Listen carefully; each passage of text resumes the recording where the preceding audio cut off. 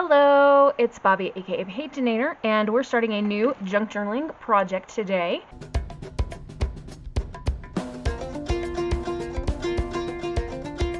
This is a collaboration with Janie over at the Crafting Bookworm, and she's already filmed and done most of her series because I started late. I've also been traveling and out of town for quite a while, so I am behind schedule. But what we're doing is poetry-inspired junk journals. Janie's is all about this poem that she had written about birds and that kind of thing, and I was trying to think of which poem of mine to choose. If you are new to my channel or haven't watched in a little while, you might not know I do have a master's degree in writing, and I also just have been writing poetry since I was a teenager, so I had a lot to choose from, and I decided to go with a poem that was the first one that I ever wrote in grad school when I started working on my master's degree. The poem is called If I Could Make My Poem a Lemon. There are a couple of reasons that I chose this poem in particular, and we're going to talk about those as well as look at some of the materials that I'll be using in this junk journal. First, I thought I'd share the poem with you, so I'm just going to go ahead and read it out to you. It does not rhyme. It's not that kind of poem. Yeah, here we go. If I could make my poem a lemon. If I could make my poem a lemon and place it in my kitchen fruit basket, would it add a crisp, refreshing taste to a cold Diet Coke? Or would the juicy ideas slide into the paper cut that I got last night and sting me until I cry? Would the lemon words make my lips pucker like those sour candies we used to eat as kids? Would the words of my poem be the rind that's yummy in fruit bread, or the sour fruit inside? Maybe words would be both. Maybe they are the entire lemon. Could I use my poem to clean the soap scum and hard water stains on my shower doors? Could my poem refresh and sanitize a cutting board or remove odors from hands? Could I use my poem as a weapon to sting the cuts of those who hurt me? If I could make my poem a lemon, and you, my friend, could squeeze its juices into your open palm, what would you feel? Would you let the juices run through your fingers into a waiting pitcher and mix it for lemonade? Would you add sugar for a sweet surprise? Or would the juice seep into the cracks and cuts, making each hurt more deeply than before? So, one of the reasons I chose this poem is just the idea of lemons. I thought it would be fun to make something very bright and summery. And continuing with the theme of bright colors, if you are involved in the junk journaling world, you probably already know that at the very end of May, we lost our sweet Rhonda Winstead. She had been fighting terminal cancer for quite some time, and she passed away. And some people might say she lost her battle with cancer. In my point of view, she won it because she's not in any pain anymore, and she's in a place where she can just be happy and safe and well.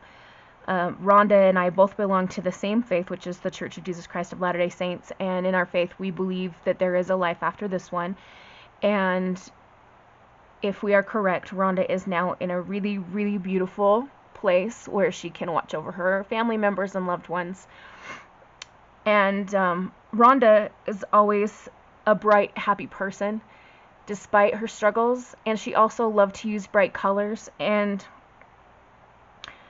yeah, so this is not only a collaboration with Janie, but also something that I'm making in honor of Rhonda. I didn't ever know her in real life, but one of her last creative videos, I think it was her second to last one actually, that she made was to participate in a tag that I had asked her to join in on, and it made me so happy to see her creating something so lovely. She made some Easter tags, and I'm going to be trying to use the same technique that she did to make some tags for this journal later on in this series. Okay, I got through that without actually crying, so we're going to move to the next part, which is talking about materials and such, so that I can shift my brain to think about just this. All right, so you can see here we have a pack of old-fashioned lemon drops. Now, these are not going to go into the journal, but the packaging is. When I was at Hobby Lobby getting some of this stuff, they had these right by the checkout, and I thought, ooh, perfect. So I'll put the lemon drops in a jar and maybe have some while I'm creating. We have 2 rolls of ribbon here. We've got a plain yellow satin ribbon, and then we've got this one that's got lemons on it. We have some lemon charms. These are, I think, meant to make earrings out of, but we're using them for journaling accents. And these are some just accents in the theme of lemons, and there's a couple little daisies in there. This is going to be our cover fabric. It's beautiful lemons and green leaves. And then I have quite a few papers. So we'll start with this stack here. I use several digital kits, and I will try to go through and find all the Etsy shops and link them in the space below for this series so that you can look for these papers too if you're interested. But we'll just kind of do a flip through of the papers. Maybe I should rotate this one like this.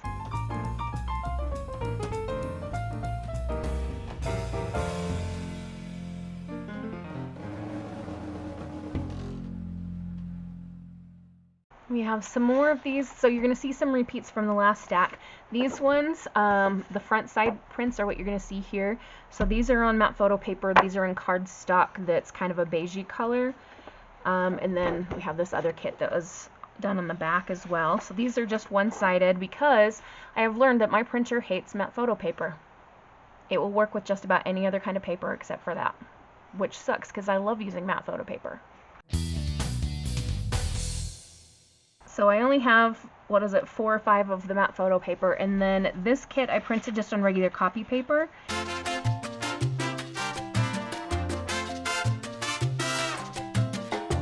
So the next thing I want to do is get those pages trimmed down, and then I might do some stenciling on the back side of the matte photo paper ones.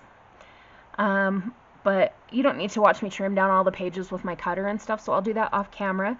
And then I'll come back to you with the next step in the process. Okay, we're back. I have trimmed around the pages, and I did stencil inside these ones. So I used some Ranger Distress Oxide and Squeezed Lemonade to do some stenciling.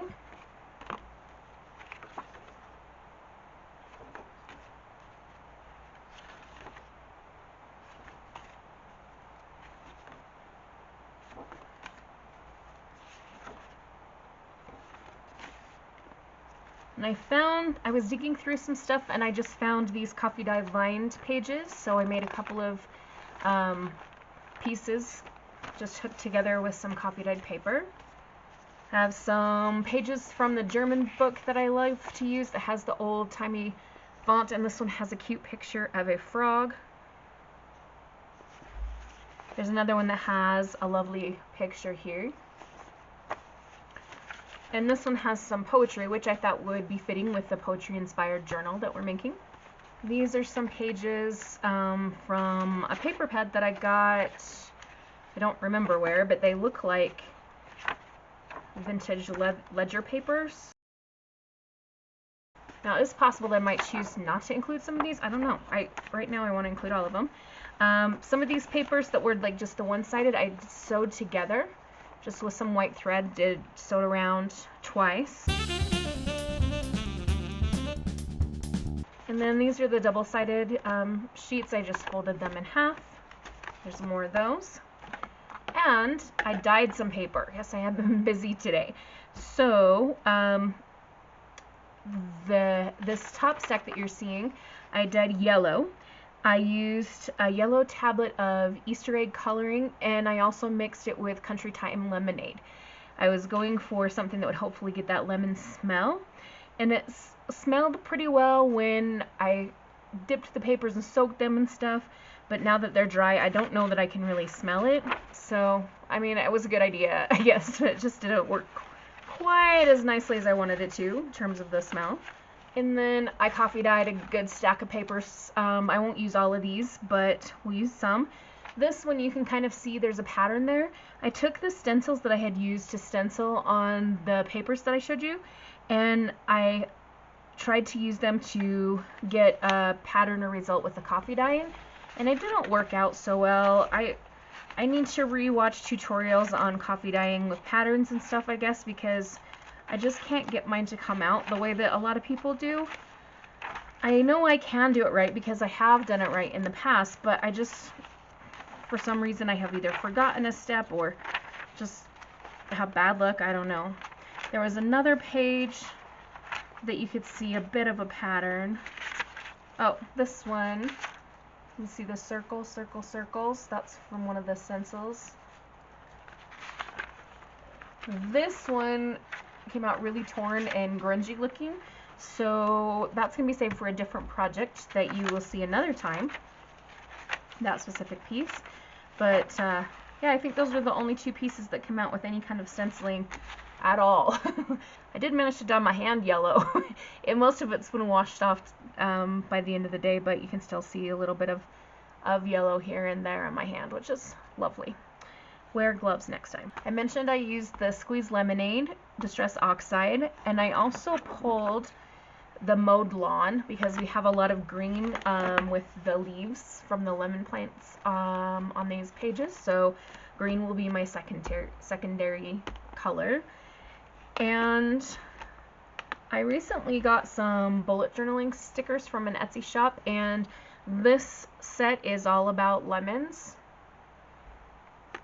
And then we've got a couple little bonus pieces that got sent, and some of those are lemony, so I'm going to put them with the stuff for this journal.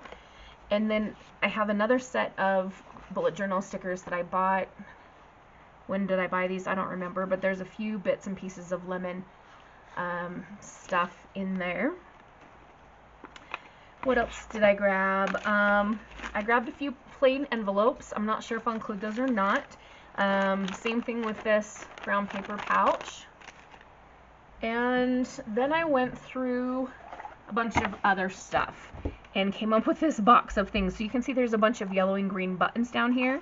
There's some small pieces of green polka dot scrapbook paper, some yellow floral stickers. This is some trim that came from Taperology that could be used for a dangle.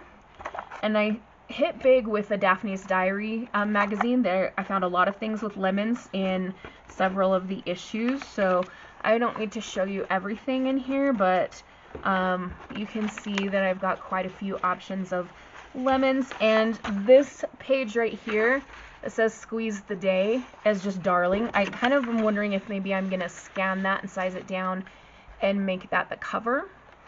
It does have some blue on it, and I'm okay with using a little bit of blue here and there. This page with the lemons also has some blue, and this one.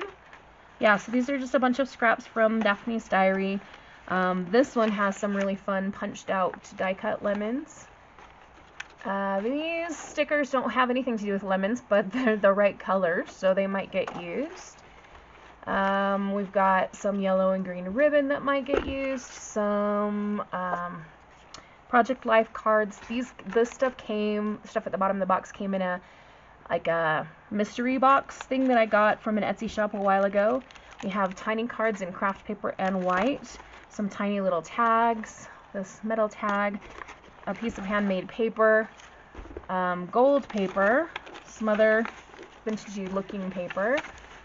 This is a green card, and I don't know for sure if I'm going to sell this journal or not, but if I do, then I'm going to include this and send it to the buyer.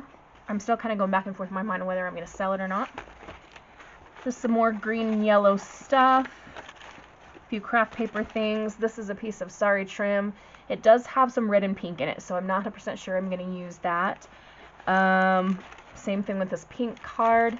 I have a glassine pouch. I wanted to have something glassine for Rhonda. Another craft papery packagey pouch, and I have some yellow leather. So we've got a whole bunch of stuff to work with in making this journal. Okay, our next step is going to be to figure out signatures and how many pieces of each of the dyed paper I'm going to be using.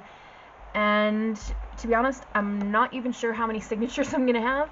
I have a lot of papers, so I'm guessing it's going to be at least 3 signatures. So what we'll do is take the pages that are already folded, and we'll start to build 3 signature piles. Actually, you know what? We might want to start with 4. Let's start with 4. So I'm taking pages in sets of like papers. We're starting with pages that I stitched, and I happen to have 4 of those, so there's going to be the basis for our piles. And can you see all of those? Kind of. Up next I have these pages from the vintage paper pad, and so I'm just going to place one on top of each pile. Okay, I've got one extra, so I'm going to set that off to the side for a minute. The German book pages, one for each pile plus one extra. I must have had it in my mind that I was doing 5 signatures or something, I don't know. Okay, with the coffee dyed line paper I only have 2, so since I have these 2 extras, we'll just do one of each of these things in each pile, and we'll just randomly plop them down. I can always go back and change these later, it just kind of depends on what I'm thinking at the time, feeling like, etc. Next we have the papers that have the yellow stenciling on the inside. I just love that color, it's so pretty.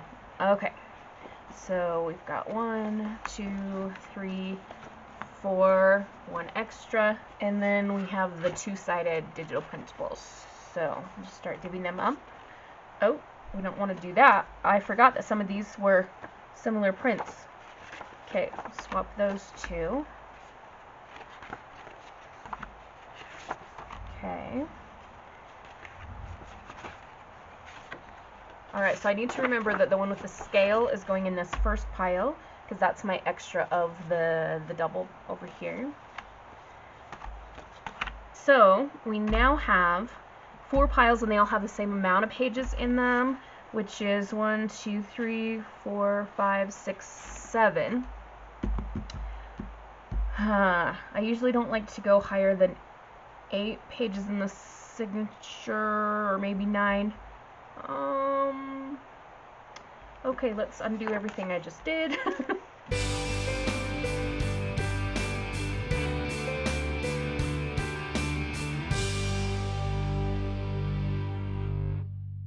Okay, we'll start with these since there are 5 of those.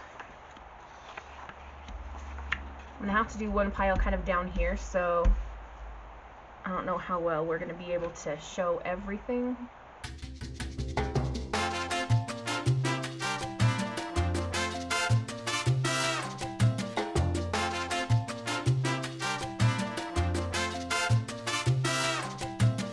Alright, so then we're left with,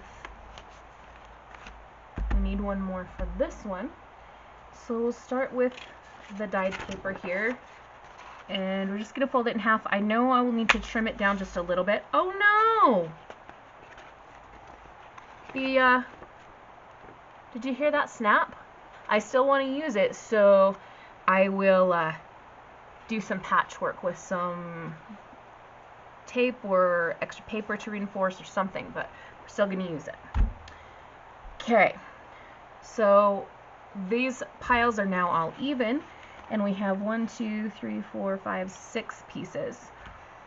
Okay, so let's add another piece of yellow to each pile. So this one will have 2 pieces of yellow, that's totally fine. And then a piece of coffee dyed, and go from there.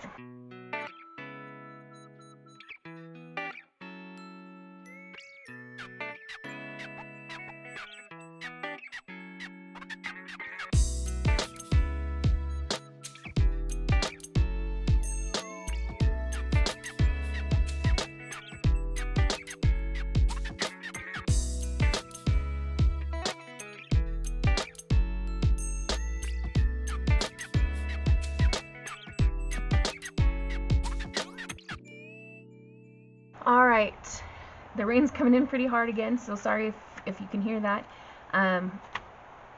We have 8 papers in each signature pile, which I think is a really good amount. I'm just trying to decide if I should add one more piece of coffee dyed paper or not.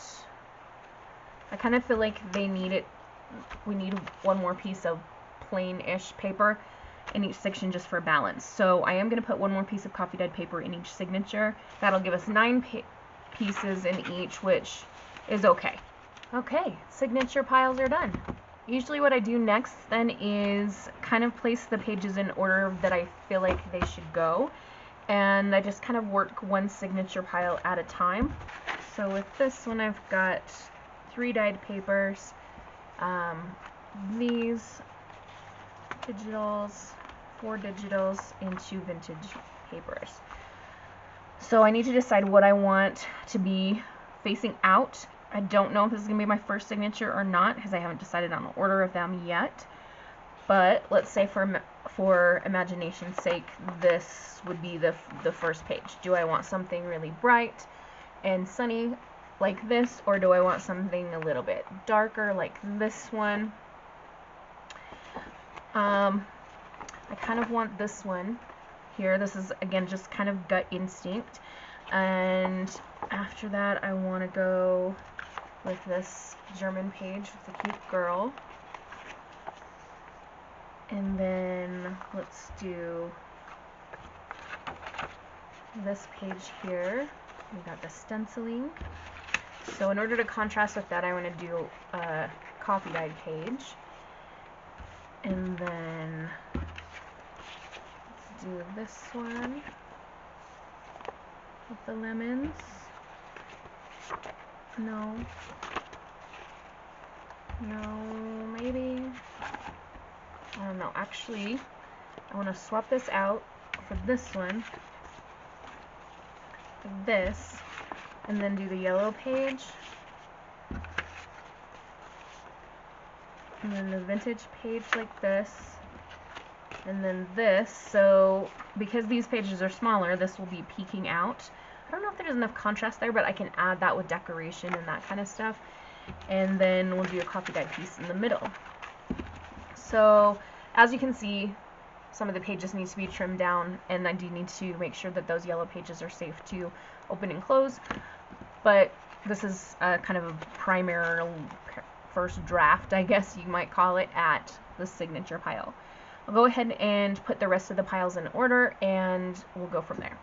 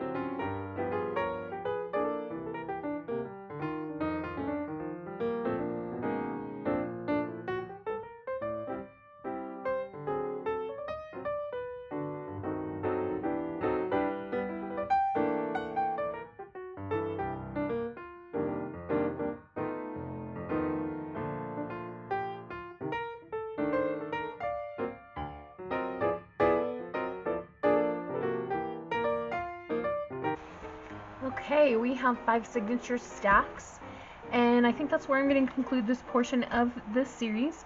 So when we pick up next time, I will have already trimmed down the excess and fixed the yellow pages, just because you don't need to see me do that part. And we'll start working on either the cover or embellishments on the pages. I'm not kind of sure which. It depends on what I'm feeling like at the moment. We might also make some tags, because I did mention before, I believe, that I want to make some tags inspired by Rhonda Winstead. And yeah, so keep watching this series to see more in my poetry-inspired lemon journal, and we'll see you in the next one. Have a wonderful, magical, and beautiful bookish day. Happy reading, crafting, or journaling. Adios.